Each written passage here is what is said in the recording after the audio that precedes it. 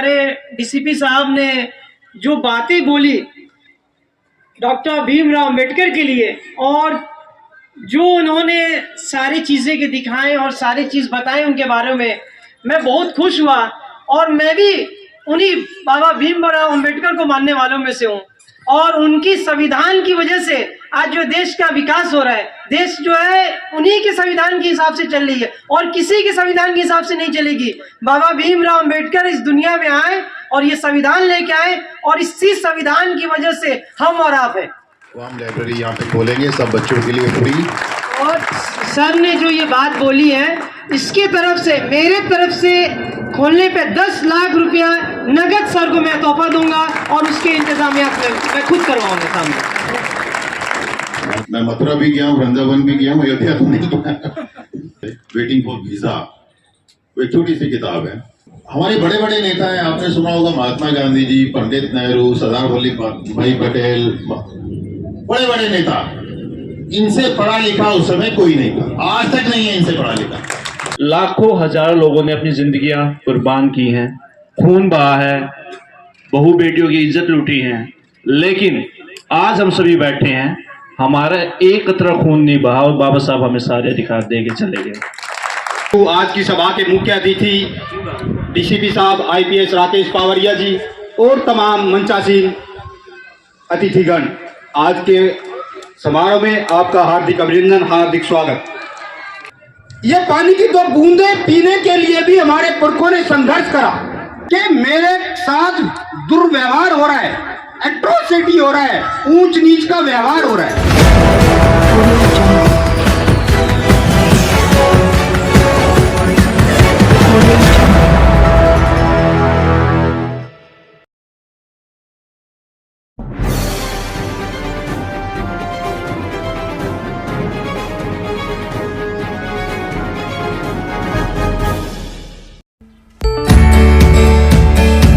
आप क्या काम कर रहे हैं वो ज्यादा इंपॉर्टेंट है। अब्राहम लिंकन जो है वो उनकी माता एक मजदूर थी। ऐसे ही स्टालिन जो है, आपने सुना होगा, रशिया के जो प्रेसिडेंट रहे हैं, उनके माँ बाप भी मूची थे। तो अंबेडकर साहब भी जो है वो हमारी महार जाति जो महाराष्ट्र में पाई जाती है, महार जाति से। और में गए हैं आप, कोई गया है वहां पे? कितने लोग गए हैं वहां? हाथ खड़ा करें। अच्छा, वेरी गुड। काफी, मतलब मैं तो नहीं गया, मतलब अभी तक नहीं गया। देखिए, मैं मथुरा भी गया हूँ, वृंदावन भी गया हूँ, अयोध्या तो नहीं गया, लेकिन मैं वहां, मेरी जाने की इच्छा है और हमें सबको जाना भी चाहिए। देखिए, जाना चाहिए कि नहीं जाना चाहिए? तो वहां हमें जाना। 14 अप्रैल 1891 को उनका पैदाइश हुआ। भीमराव अंबेडकर साहब ने लिखा भी है, उनकी एक ऑटोबायोग्राफी है, छोटी सी है, वो कंप्लीट नहीं कर पाए थे, वेटिंग फॉर वीजा, वो एक छोटी सी किताब है। उसमें लिखा भी है कि वो अपने पिताजी से क्वेश्चन भी कर रहे थे इसके बारे में कि भाई आप ये राम के बारे में क्यों बता रहे हैं, कृष्ण के बारे में क्यों बता रहे हैं, क्योंकि वो पढ़ लिख लिए थे कि भाई इनकी भी तो कमियां थी, ऐसे कमियां। 1907 में उन्होंने एल्फिंस्टन हाई स्कूल से अपनी 10वीं पास करी। 1912 में उन्होंने एल्फिंस्टन कॉलेज मुंबई, वहां से उन्होंने अपनी 12वीं का अपना कॉलेज किया। कोई घर नहीं मिल पाया डॉक्टर साहब को जहां पे वो रह पाए।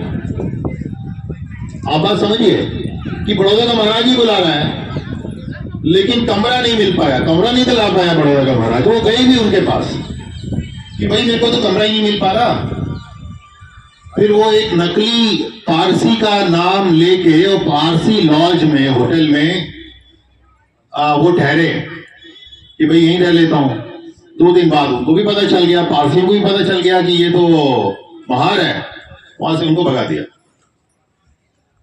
फिर जो है वो अपना मुंबई वापस चले गए कि मैं जो है किसी की नौकरी नहीं करूंगा।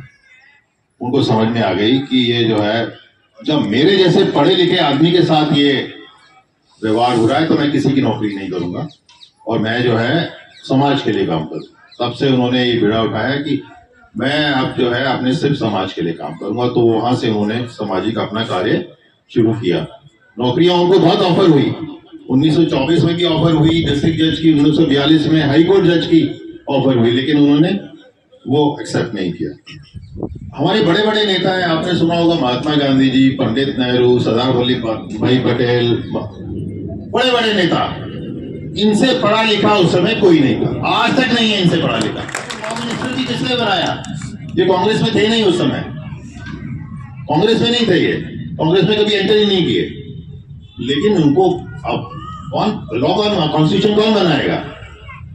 तो इन्होंने पूरा वर्ल्ड के लॉ को और कॉन्स्टिट्यूशन को अध्ययन किया हुआ था, इनको फिर कानून मंत्री बनाया गया क्योंकि इतनी पढ़ाई इन्होंने कर रखी थी। और आप इनकी डिग्रियां अगर देखें तो डिग्रियां जो हैं वो कोई उन्होंने सब्जेक्ट छोड़ा नहीं, कोई भी सब्जेक्ट नहीं छोड़ रखा। यानी philosophy, politics, anthropology, psychology, German भी पढ़ी इन्होंने, मैथमेटिक्स, फिलॉसफी, आर्ट्स, मतलब कोई पढ़ाई इन्होंने छोड़ी नहीं। बल्कि ये एक जब ये स्कूल कर रहे थे तो इनको जो है वो संस्कृत मिला नहीं, यानी 10वीं से पहले जब ये स्कूल कर रहे थे तो उनको संस्कृत पढ़ना था, संस्कृत इनको दिया नहीं कि भाई संस्कृत नहीं पढ़ सकते आप। इन्होंने फिर वो पारसी पढ़ी और पारसी में टॉप किया, पारसी में टॉप किया। और संस्कृत पढ़ने ये गए, कह रहे मैं संस्कृत जरूर पढ़ूंगा। संस्कृत पढ़ने के लिए बॉन यूनिवर्सिटी गए, जर्मनी की। जब ये लंदन में थे, लंदन से उन्होंने लॉ की पढ़ाई अपनी पूरी कर ली, फिर कह रहे हैं कि मुझे संस्कृत जरूर पढ़ना है। वो क्यों पढ़ना चाह रहे थे कि संस्कृत में ही सारे के सारे हमारे जितने भी शास्त्र लिखे हुए हैं संस्कृत में लिखे हुए हैं, कि वो उन शास्त्रों को पढ़ना है, फिर समझना है, फिर जो है अपनी बात कहनी। लंदन गए अमेरिका से पढ़ने के लिए, अमेरिका से इनको वापस इंडिया आना था, कह रहे नहीं मैं लंदन जा रहा हूँ। लंदन में सेकेंड वर्ल्ड वॉर हो रखा है, लंदन के ऊपर बम पड़ रहे हैं, लेकिन ये फिर भी पढ़ने के लिए चले गए। यानी अगर बाहर कुछ दंगा हो रहा हो तो हम तो घर छोड़ के ना निकले। तो ये कितनी इनको जो है ललक थी, कितना इनका पैशन था पढ़ने का। हम सिर्फ आपको ये इतना सा बता, डॉक्टर साहब ने महाराष्ट्र जल सत्याग्रह किया था कि ये पानी पीना हमारा हक है, तालाब का पानी नहीं पीना हमें मिलता था। सत्याग्रह किया था बाबा साहब ने हमारे, ताकि तालाब और पानी का हम पानी ये समझिए कि हम जो है दांडी यात्रा के बारे में जानते हैं, लेकिन हमारे भगवान ने जो पानी के ऊपर सत्याग्रह किया उसके बारे में हमें नहीं मालूम है। इतना लड़ाई लड़ी उन्होंने, 5000 आदमी उन्होंने बुलाया गुजरात से, महाराष्ट्र से, और वहां मतलब गए वहां तक, तालाब तक, पानी पिया। जब लौट रहे थे तो उनपे अटैक हो गया, बहुत लोग घायल हो गए। फिर उन्होंने केस भी लड़ा, वो केस भी 1932 तक जाके जो है वो केस लड़ते रहे। बहुत ज्यादा उन्होंने मेहनत करी है। वही हम उसको भीम लीला को रिपीट करना चाह रहे हैं। मेरा उसमें चेयरमैन नहीं, वो तो बिल्कुल उसके जनक और जननी वही थे जो कॉन्स्टिट्यूशन उन्होंने बनाया। और कॉन्स्टिट्यूशन के अलावा मैं ये 4 जो मैरिज एक्ट जो हमारे बने हुए हैं, मैरिज एक्ट बने हुए हैं, अडॉप्शन एक्ट बना हुआ है, हिंदू कोड बिल पे उन्होंने बहुत झगड़ा किया। उन्होंने बोला कि भाई जितने भी हमारे हिंदू लॉज हैं, हिंदू कानून हैं, वो कोई कानून कुछ कह रहा है, कोई कानून कुछ कह रहा है। उन्होंने इकट्ठा किया, उनको इकट्ठा करना चाह रहे थे। तो हिंदू कोड बिल बनाया और उनके सारे एक्ट उन्होंने बनाए। उससे पहले उनको इस्तीफा भी देना पड़ा क्योंकि वो पार्लियामेंट ये सोचने लगी कि भाई ये जो है पता नहीं क्या उल्टा सीधा काम ना कर दें, कि उन्होंने जो है उनको इस्तीफा ही दिया। अम्बेडकर और धर्म, हमें हिंदू धर्म जो है, हम हिंदू हैं, बहुत कोशिश करी कि भाई हमें ये मंदिरों में जाने दिया जाए। 3 मंदिरों में उन्होंने जाने की कोशिश की। क्या है जी, कहाँ है जी? राम मंदिर नासिक, काला पार्वती मंदिर पुणे, अम्बा देवी मंदिर अमरावती। इन्होंने कहा कि भाई हमें मंदिर जाने दो, और वो मंदिर नहीं जाने दिया गया उनको, जूते फेंके थे। एक और वाईकॉम साउथ में जाके मंदिर है, उसमें तो वो मंदिर में जाने की भी बात नहीं कर रहे थे। वो कह रहे थे मंदिर के सामने जो सड़क है ना, यहीं पे हमें जाने दो। तो उसमें भी वो नहीं जाने दे रहे थे। महात्मा गांधी जी ने भी बड़ी कोशिश करी। मैं सिर्फ इतना कहना चाह रहा हूं। उसके बाद इन्होंने, डॉक्टर साहब ने वो जो जनेऊ लगाते हैं, सेक्रेट थ्रेड जिसे कहते हैं, कि भाई जनेऊ धारण कराया 5000 लोगों को अपने, कि भाई ये जनेऊ धारण कर लिया, अब तो मान लो इनको शादियां भी कराई रीति रिवाज से। फिर जब एक्सेप्ट नहीं हुए तो उन्होंने बोला ठीक है जी नमस्ते, अब जो है ना तो मैं किसी मंदिर जाऊंगा, ना मैं जो है कोई इस प्रकार की बात करूंगा, मुझे अपनी बात कहनी है। और वो अल्टीमेटली जो है वो बुद्धिस्ट हो गए, बुद्धिज्म को उन्होंने अडॉप्ट किया 14 अक्टूबर 1956। ये बोला था कि मैं हिंदू जन्मा हूं और लेकिन हिंदू मरूंगा नहीं, है ना। ये बहुत बड़ी बात। जो आप रामलीला देख रहे हैं तो हम आपको भीम लीला दिखा रहे हैं, इससे ज्यादा नहीं कर रहे हैं हम। जो उन्होंने किया वही कर रहे हैं, वो उन्हीं के बारे में बता रहे हैं। किताबें हैं उनकी लिखी हुई, वो आपको जरूर पढ़नी चाहिए। एक तो जाते जाते उन्होंने बुद्ध के बारे में लिखी थी, ठीक है जी, वो उनका फॉरवर्ड या उनका बिल्कुल खत्म करते लास्ट नाइट जिस दिन उनकी डेथ हुई थी बाबा साहब की, उसके बारे में लिख के ही गए थे, उसका फॉरवर्ड वो कंप्लीट करके गए थे। वो आपको किताब जरूर पढ़नी चाहिए, एनाइलेशन ऑफ कास्ट, ये जरूर पढ़नी चाहिए। और ये 2 किताबें हैं जो कि आपको जानना चाहिए कि वो कितनी। ये थोड़ा डॉक्टर साहब कैसे थे उनके बारे में हमने कोशिश करी है।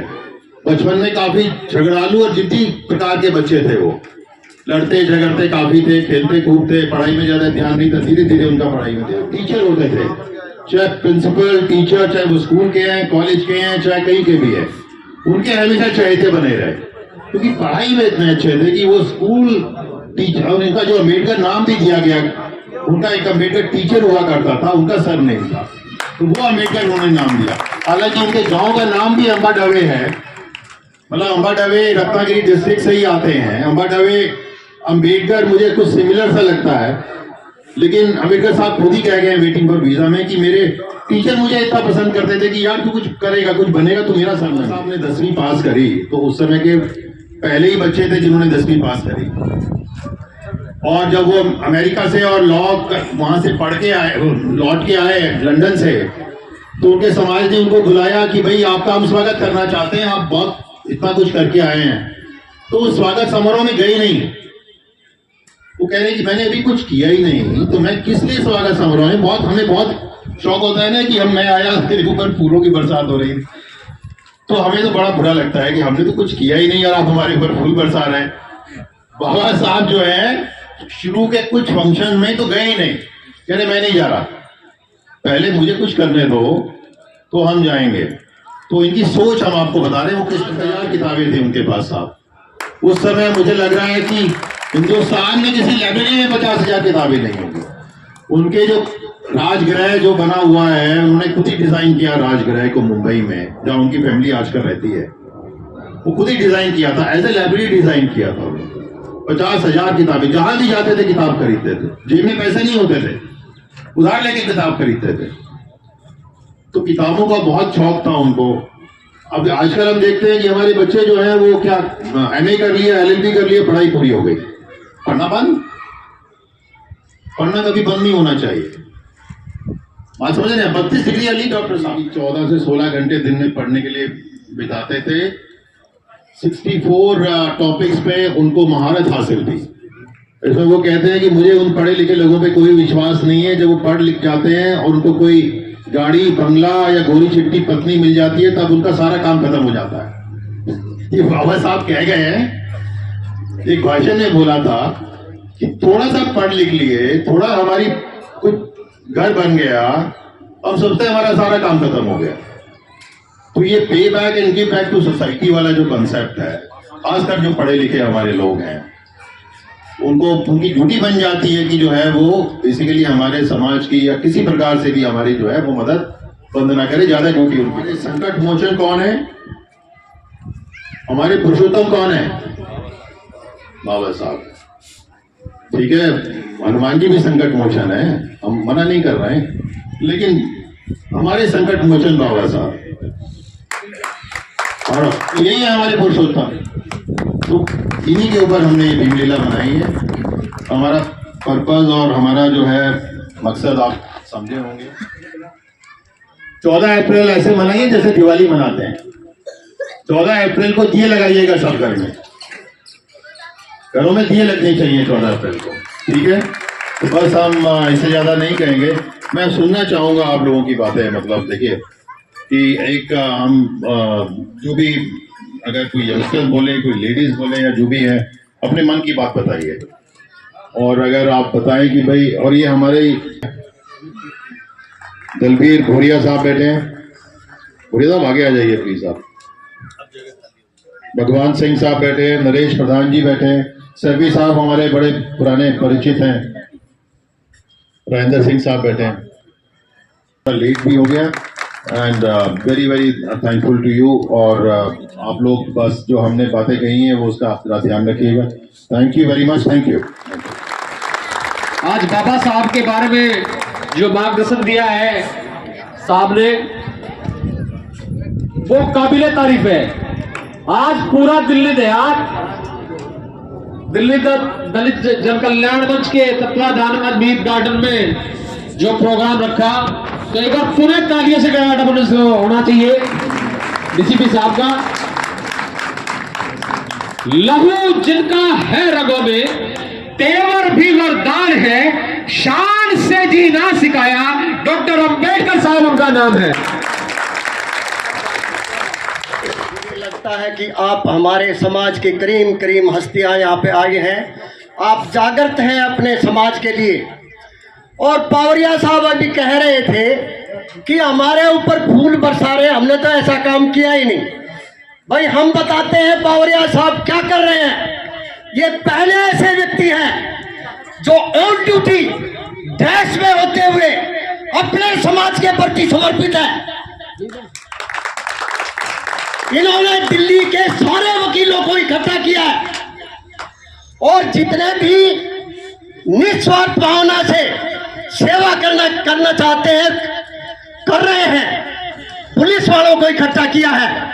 और अब दिल्ली के जो निस्वार्थ भावना से डॉक्टर जुड़ना चाहते हैं उनको जोड़ रहे हैं, क्योंकि हमारा समाज शोषित है और शोषण हो रहा है। और ये तीनों ही चीजें जरूरी हैं। सबसे पहला स्टेप है, आप पुलिस में जाएंगे, पुलिस वाले सुनते नहीं है, तो हमारा अंगरक्षक हमारे तरफ ध्यान दे। वकीलों को इकट्ठा किया है। आप लोगों के साथ किसी के साथ अन्याय होता है तो वो फ्री में आप लोगों के केस लड़ेंगे, फ्री लीगल एड देंगे। ऐसे ही हॉस्पिटल का है, हॉस्पिटल में आप चले जाइए, कोई भी काम नहीं होते। और ये अपने डॉक्टरों को जोड़ रहे हैं। मुझे अत्यंत प्रसन्नता हुई कि आईपीएस अधिकारी दिल्ली में बैठ करके दिल्ली के लोगों के लिए समर्पित है। इससे बड़ा कार्य कोई नहीं हो सकता। और आज मैं बता देता हूं आप लोगों को, मुझे अत्यंत प्रसन्नता हुई कि अशोक जी और इनकी टीम 20 सूत्री कार्यक्रम के अनुसार जो भी प्लॉट वगैरह किसी को मिले थे या नहीं मिले, ये उनके प्रति जागृत है, उनको दिलवाने की कोशिश करते हैं। ये भी संघर्ष कर रहे हैं जबरदस्त तरीके से। राष्ट्रीय रक्षा सेना पार्टी के नेशनल वाइस प्रेसिडेंट है, एनजीओ वर्डप्रेस हार्मनी के प्रेसिडेंट है और नागपुर से आए हमारे बीच में, ठीक है ना। तो तालियों के साथ अभिनंदन और स्वागत। धन्यवाद, बहुत बहुत शुक्रिया। और तहे दिल से मैं आपका शुक्रगुजार हूँ कि मुझे ऐसे मिट्टी में और ऐसे गांव में आने का मौका मिला। और हमारे डीसीपी साहब ने जो बातें बोली डॉक्टर भीमराव अंबेडकर के लिए, और जो उन्होंने सारी चीज़ें के दिखाएं और सारी चीज़ बताएं उनके बारे में, मैं बहुत खुश हुआ। और मैं भी उन्हीं बाबा भीमराव अंबेडकर को मानने वालों में से हूँ। और उनकी संविधान की वजह से आज जो देश का विकास हो रहा है, देश जो है उन्हीं के संविधान के हिसाब से चल रही है और किसी के संविधान के हिसाब से नहीं चलेगी। बाबा भीमराव अंबेडकर इस दुनिया में आए और ये संविधान लेके आए, और इसी संविधान की वजह से हम और आप है। हमने सुना कि जमीन का कोई इशू है, उस जमीन की इशू के लिए मैं गृह मंत्रालय तक जाऊंगा, मोदी सरकार तक जाऊंगा, ये मैं आपको ऐलान करता हूँ। और फिर तहे दिल से बहुत बहुत शुक्रिया आप सभी का कि आपने मुझे इज्जत बख्शा और मुझे इस मंच पे मुझे सम्मानित किया। मैं बहुत बहुत तहे दिल से इसका आभारी हूँ। यहाँ पे बोलेंगे सब बच्चों के लिए फ्री। और सर ने जो ये बात बोली है, इसके तरफ से मेरे तरफ से खोलने पे 10 लाख रुपया नगद सर को मैं तोहफा दूंगा और उसके इंतजामियात मैं खुद करवाऊंगा सामने। धन्यवाद। मैं कुछ और बोलूंगा तो फिर और तो अभी मैं बंद कर देता हूँ। भाई नूर साहब के लिए तालियां बजाओ। नूर साहब के लिए तो बहुत तालियां की आवाज़ साहब की देन है जो आज हम टाई और बूट और सूट और कोट में है। अदरवाइज हमें कौन पढ़ने देता, पहले कोई पढ़ने देता था। मैं आप सभी से ये पूछना चाहता हूं, हमने भी पढ़ा है कि पहले युद्ध हुआ करते थे तलवारों से, तोपों से, बंदूकों से, लेकिन उसमें क्या होता था? इंसानों की हानि, संपत्ति की हानि, लोग मर जाते थे, बच्चे मरते थे, बड़े मरते थे। लेकिन बाबा साहब ने वो हथियार दिया, ना किसी का खून निकला, ना कोई बंदा मरा, सबको जीवन मिला और सबसे बड़ी बात, सम्मान के साथ सबको जीने का हक मिला। चाहे वो हमारी माताएं, बहनें और बेटियां हो, उन्हें संपत्ति का हक मिला, सम्मान के साथ जीने का, और नौकरी हर जगह बराबर अवसर का हक मिला, और किसी ने नहीं किया। इसी के साथ मैं धन्यवाद आपका सभी का करता हूं। क्यों? धन्यवाद। मैं इसी कड़ी में जय भीम साथियों, आज माननीय राकेश पवार साहब का जो मार्गदर्शन हम लोगों को मिला, मैं उनके लिए बहुत आभार प्रकट करता हूँ। गांव पखरावट में मैं सुन रहा था, डॉक्टर साहब की पूरी भीम लीला इन्होंने सुनाई, और नूर साहब ने जो आज तोहफा, पहले मैं नूर साहब के लिए बोल दूं कि नूर साहब ने जो तोहफा गांव के लिए किया, मैं इनका दिल से, तहे दिल से हार्दिक अभिनंदन करता हूं। बहुत जोरदार तालियां बजा के। सदैव हमारी समाज, ऐसा नहीं है, समाज में सब लोग एक है, इनका साथ हमारे साथ बहुत बड़ा साथ है।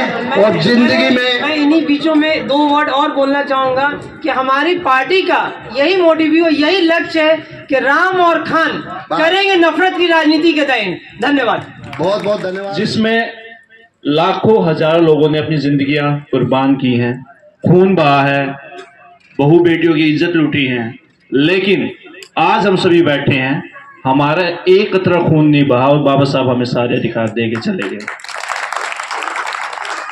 कोई भी प्रोग्राम हो, आपका पोता हो, बच्चा, उसको जरूर लेके आए, क्योंकि जब प्रोग्राम में आते हैं वो सिर्फ ये प्रोग्राम देखते नहीं, वो अपनी संस्कृति को भी समझते हैं। हम वो लोग हैं, जैसे डीसीपी साहब ने जिक्र किया था सम्राट अशोक का, हम उस विरासत के लोग हैं जिनका शासन नॉर्थ ईस्ट से लेके अफगानिस्तान, इराक तक था। हम उस व्यक्ति के वंशज हैं जिन्होंने एक कलम से पूरा संविधान पूरा देश बदल दिया। और अगर हम अपने बच्चों को नहीं लेके आएंगे तो हमारा प्रेरणा स्रोत क्या होगा? धर्म की बात में मैं बिल्कुल नहीं जाऊंगा, लेकिन जो हमारा मेन मोटिव है शिक्षित, संघर्ष और संगठित, वो जब भी पूरा हो पाएगा जब हम लोग अपने बच्चों को यहाँ लेके आएंगे। हमारे समाज में बहुत बड़ी विडंबना है कि हमारे समाज में नौकरी लगने के बाद लोग समाज का साथ छोड़ने लगते हैं, लेकिन पावरिया साहब ने वो सब बदल दिया।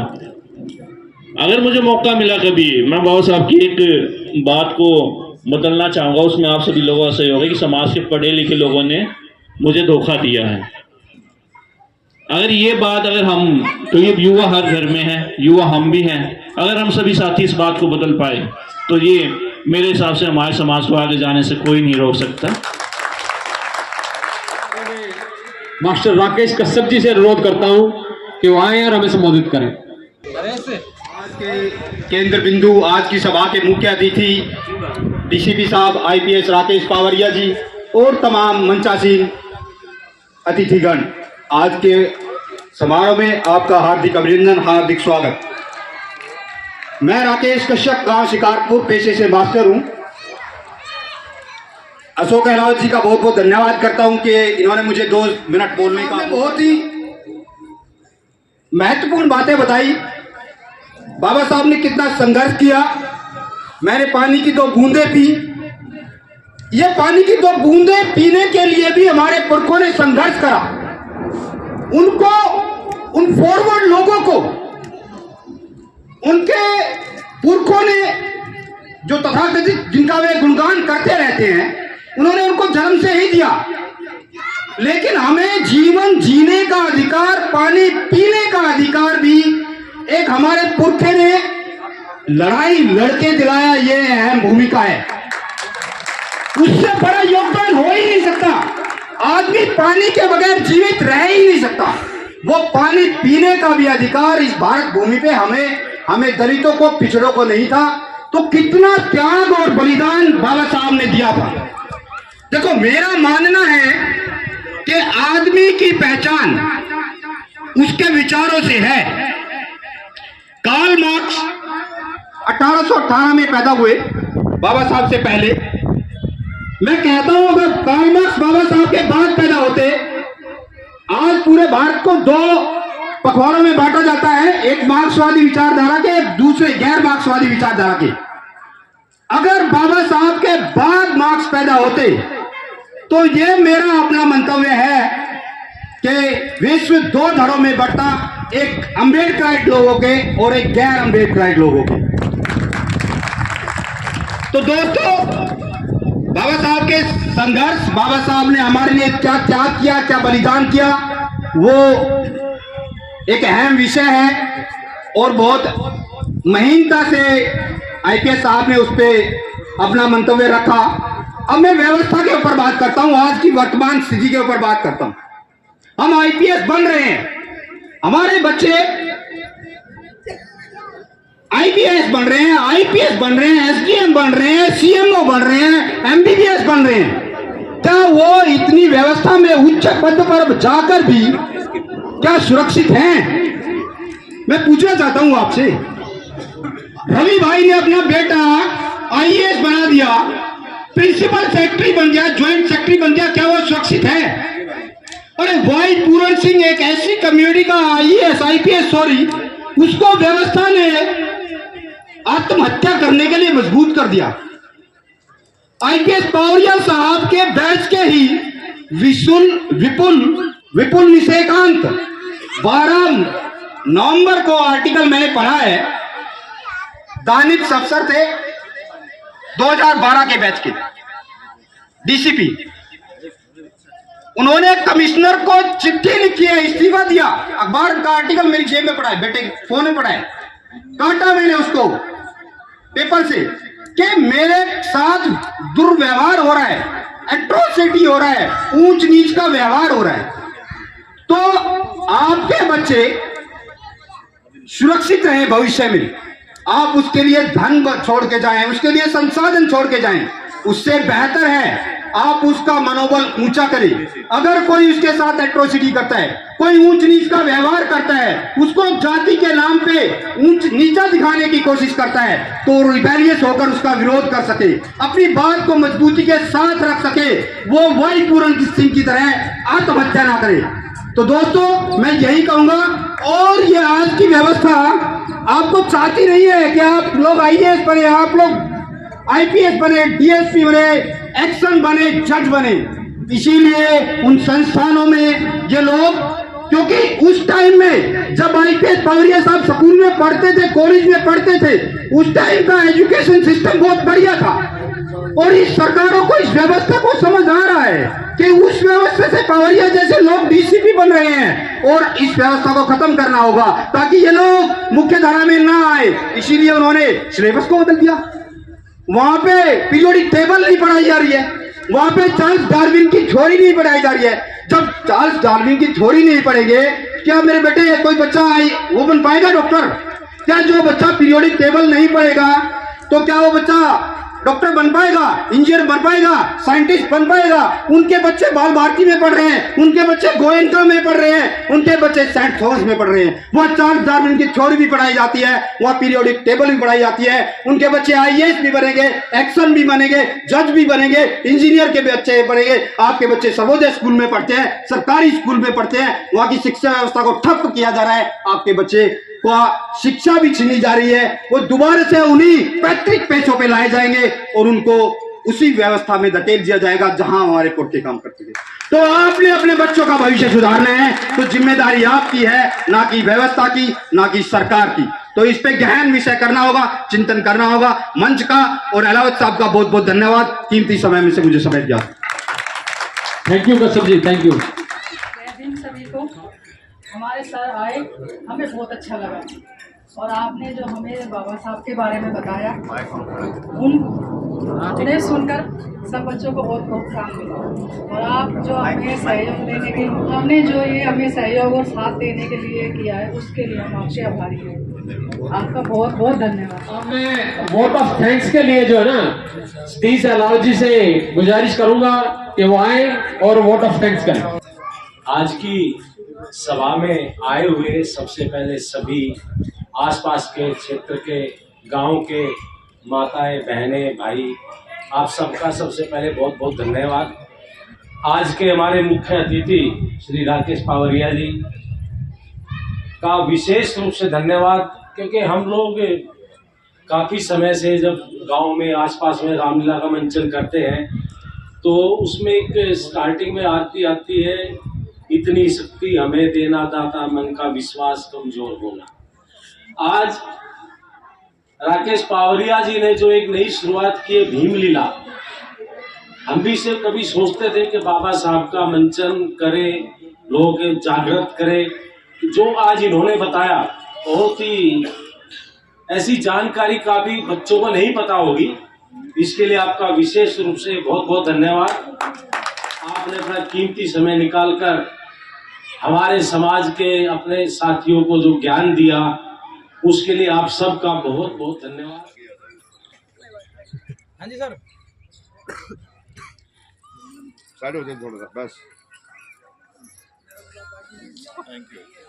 अब सभी साथियों से अनुरोध है कि वो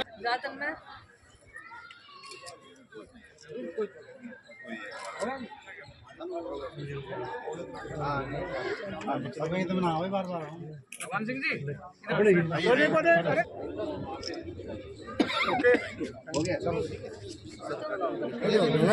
एक सबसे पहले मैं अपना परिचय देना चाहता हूँ कि मेरी जो पार्टी है अखिल भारतीय राष्ट्रीय रक्षा सेना पार्टी, उस पार्टी का जो है मैं नेशनल वाइस प्रेसिडेंट, और हमारी वर्ल्ड पीस हारमोनी भी जो है एक NGO चलती है जो पूरे देश में है, पूरे इंडिया के अंदर में है। और मैं बहुत मुझे खुशी हुई कि इस जगह पर मुझे बुलाया गया और मुझे आमंत्रण मिली। मैं तो किसी और मीटिंग के लिए आया था, लेकिन मुझे सादर यहाँ पे बुलाया गया और मुझे बहुत ही मतलब खुशी मिली इस चीज़ के लिए कि मुझे एक प्रेरणा मिली कि मुझे आके मुझे कुछ सीखने को मिला। और मैं सदैव हमेशा एक चीज़ में हमेशा ये चीज़ को बोलना चाहूँगा कि आज के देश में मतलब इस देश के अंदर में राम और खान को जो लड़ाने की जो नीति चल रही है, ये जो पॉलिटिक्स जो चली है, मैं किसी पॉलिटिक्स का नाम नहीं लूँगा, लेकिन बस इतना ही बोलना चाहूँगा कि इस पॉलिटिक्स को अब ख़त्म कर दिया जाए, क्योंकि हर एक इंसान को इस दुनिया से अलविदा करना है। नहीं तो दफना दिया जाएगा, नहीं तो जला दिया जाएगा, नहीं तो इसी मिट्टी में है और इसी मिट्टी में मिल जाएंगे। तो ये जो नफरत की राजनीति को हमारी जो पार्टी है ख़त्म करने के लिए आई है। और हमें सब मोदी जी ने एक चीज़ बोला था इस चीज़ को कि सबका साथ और सबका विकास, और ये चीज़ को मैं भी लेके चलता हूँ कि सबका साथ होना चाहिए, जिसके अंदर हर जात का हो, हर धर्म के लोग हो, हर इंसान का हो, सबकी भलाई हो। तो मैं बस बहुत खुशी हुई और मैं ज़्यादा बोलना नहीं चाहूँगा इसके बारे में। एक सवाल लेंगे कि देश में इतनी सारी राजनीतिक पार्टियां हैं, तो आपको एक नई पार्टी बनाने की क्यों आवश्यकता है? उसका एजेंडा क्या है?